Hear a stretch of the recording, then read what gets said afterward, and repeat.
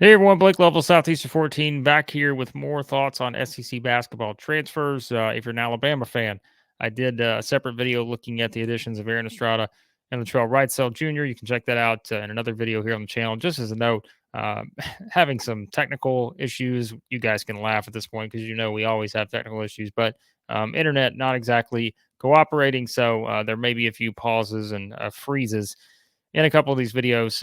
So just want to let you guys know that up front. You can listen to it as an audio podcast on YouTube if you would like, because the video may freeze a little bit. But let's jump in to not test it too much. Caleb Grill, we're going to play catch up here on some of the others that have taken place around the SEC over the past several days. Caleb Grill transferring from Iowa State to Missouri, one of the newest additions now for Dennis Gates. And also, we'll talk about Kobe Brown here in a second. But Caleb Grill, someone who was at Iowa State, averaged about 9.5 points per game, 4 rebounds per game last season at Iowa State. He was dismissed from the team in early March and now gets a fresh start at Missouri and joins the backcourt here for Dennis Gates. Something worth noting, I think he made at least 53 3-pointers the past 3 seasons. So that's kind of a solid starting point, I would think, if you're Missouri looking to continue, your hot shooting from three. Shot at least 34% also the past 3 seasons. So someone that's proven he can make some shots from outside. He adds some experience, adds some depth, and I think that's just as important as anything. That's what we see SEC teams really leaning into this offseason. Not that they haven't in other off seasons, but as we've talked about in all these videos, teams that are really leaning into being able to, either keep their 3-point shooting where it needs to be, which there weren't a lot of teams in the SEC that felt like they were there last year, but Missouri was one of those that could. And also add some guys who played minutes. And, I think this is something where when you look at what Dennis Gates values, certainly he values guys that can shoot the ball, guys who can take care of the ball. I think Grill's someone that putting him in the right spot, he should be able to do both of those in terms of helping them offensively and just being able to knock down shots from the perimeter, because I think that will probably be the biggest role he will play on this team, is being someone who can do that on a consistent basis. And our friend Matt Harris over at Rock M Nation, you guys know I talk about Sam and Matt's all the time over there, did a really great job kind of breaking down what Grill could bring to Missouri. Would highly suggest you check that out over there in written form. You can also check out the guys on the Rock M Nation YouTube channel, which if you're a Missouri fan, I would hope that you're already checking out everything those guys do. They do such a wonderful job. But he pointed out a lot of great things on what he's going to bring to the Tigers there. And as we said, it is going to kind of be interesting to see what this roster looks like for Missouri, because Kobe Brown did declare for the draft, left the opportunity to return as well. We talked about some of the other guys with Missouri, in the offseason and what they're going to bring to the table, and just some of the guys they're going to have to replace. And I think that's one where it was a team that certainly exceeded expectations with where they could be this past season. And now you look at kind of what the roster is going to look like going into next season. You kind of put your trust in Dennis Gates to be able to put all the pieces in the right place. We've already talked about John Tonje joining the mix, Tamar Bates. And these are guys that you fully expect to play a role next season. And, Noah Carter's returning. We talked about Kobe Brown. What does that situation look like? Does he return? The Isaiah Mosley thing. Like there's a lot, I think, still to be determined on the Missouri roster heading into next season. But another nice pickup here, I think, and you start to see kind of how Dennis Gates is building this, the different roles, because it seems like you look at some of the specialties for these guys he's adding to the mix, seemingly trying to sort of fit it all together to keep Missouri right where they want to be next season. So, and speaking of additions, the Tennessee Vols got a big addition in Dalton Connect. Nathaniel Rutherford and I actually did a video. I think it was on Friday. I don't remember the date, but I think it was Friday, and we were talking about two other additions for Tennessee, and we were, kind of wondering, is Connect going to be the next one? And I think he committed shortly after we recorded that other video. But we'll talk more with Nathaniel about this edition and kind of the Tennessee roster here in the coming weeks to kind of look at the state of the program. But this is one that I think will make Tennessee fans very happy in terms of what this guy could bring to the table. And that's because a lot of what he brings to the table is going to help offensively. And we know we talked about that as the theme, right, of just what Tennessee has struggled with in terms of the consistency on the offensive end of the floor over the past several seasons. And I think this is someone at 20.2 points per game, 7.2 rebounds per game, shot 48% at Northern Colorado last season.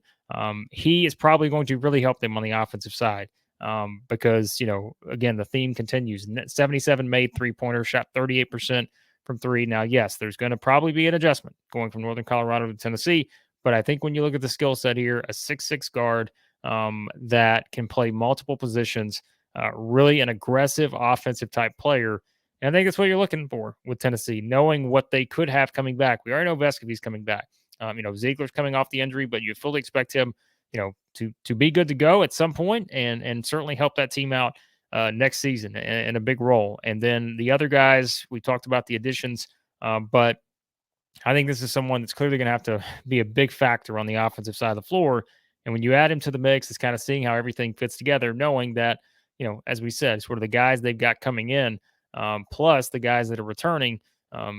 Best case scenario, you're getting Vescovi and Ziegler out there together a lot at some point in the season. And then, you kind of take off from there. But I think Connect is someone, he just seems like, one of those guys that if you're looking at what Tennessee has had a weakness in, he helps on the offensive side as someone who did average 20 points per game. And, what is his role going to be defensively on what is usually one of the better defensive teams in the country? I think that's, a question you can ask, but clearly someone with so much offensive upside, it's hard to ignore what he can bring to this team. So I think Tennessee fans should be very excited about adding someone like this to the mix and just the different ways he can score on the offensive end of the floor. So, does he solve every problem that Tennessee could have next season? I'm not saying that, but I do think if you're just looking at what has been the most frustrating element of this team, not saying he's going to fix every issue, but I do think he brings something offensively that can really open up some things for what they can do, especially when you consider what they have returning. And as we said, the guys they have coming in as well. So a very important addition, I think, for Rick Barnes and company to get Dalton Connect heading there to Knoxville. All right, Georgia gets an addition, and Jalen DeLoach heading from VCU to join the Bulldogs there, and Mike White. And here's someone who's a Savannah, Georgia native. So we've had that as the theme, haven't we, in some of these transfers, LSU being a big one. Guys sort of returning to their home state, getting an opportunity to play. We'll have another Georgia native to talk about here in a second. But Jalen DeLoach, 9.7 points per game, about 7 rebounds per game, shot 56.2% last season at VCU. And 6'9" forward, started all 32 games. As I said, someone who's from Savannah, Georgia, so you get sort of that local flavor added to the mix, add some size, as a 6'9" guy who can play the 4. And, will also certainly help out in the rebounding department for Georgia, which, as we said, Georgia's a team that will need to improve in a lot of areas. And I think when you look at the roster as it stands right now, hard to know exactly where to put Georgia. I don't think you're going to put them in the, the upper echelon or anything of the SEC, but I'm curious to see just kind of what the finished product looks like roster-wise for Mike White heading into next season. But I do think DeLoach is an important addition because of the size, and like I said, really help him rebounding-wise. Now, he, on the opposite end, talk about all the guys that have been added for three-pointers. Worth noting as a trivia note, Jalen DeLoach has not attempted a single three-pointer in college. So this is not one of those that fits into the mold that seemingly we could just hit repeat on with every SEC team adding a guy that's made 50-plus three-pointers. Not the case here, but it does serve another need there for the Bulldogs. So Jalen DeLoach, one of the newest additions there for Mike White and company. We talked about RJ Melendez also joining the mix there from Illinois in a previous video, so you can check that out if you're a Georgia fan. All right, we've got an exit, and unfortunately for Vanderbilt, that has been sort of a theme this offseason, as Tyrin Lawrence, who initially had declared for the NBA draft, has also announced that he is going to be transferring. And that is not an ideal development for the Commodores, to say the least, because as we've talked about, they've lost a lot of players in the transfer portal now. And this was a team that, made the push to try to make the NCAA tournament this season, came up short, but certainly finished as one of the more improved teams in the conference, if not the country. And now you're going to go in the next season, instead of building off of that momentum, you're essentially going to have to start over. And I don't know that that's exactly, what Jerry Stackhouse and company were probably looking for after such a strong finish, and, get the momentum back behind the fan base, and everyone's excited about the possibilities. But now, as we said, those key contributors, a lot of them are going to be playing for another team. We'd already talked about two of the other guys that are transferring within the SEC. Jordan Wright to LSU, Miles Studi to South Carolina. Other guys have transfers as well. But now, Tyrin Lawrence, a Georgia native. So again, there's another, perhaps if you want to, kind of connect the dots, perhaps maybe that's something he winds up somewhere near there. But one of the most improved guards in the SEC last season, again, if not the country. And when you look at it from that standpoint, think about the big shots that he hit for them to pick up a couple of just significant wins. And now, you have to replace that. And I think it's just going to be very interesting to see moving forward now. How does Vanderbilt rebuild the roster? Because essentially that's what you're doing. I mean, you are rebuilding the roster. They've got some freshmen coming in. We talked about the addition of Evan Taylor from Lehigh, Ezra Mannion returning. So that's a big one returning. But elsewhere, there's a lot of questions in terms of what this full roster is going to look like.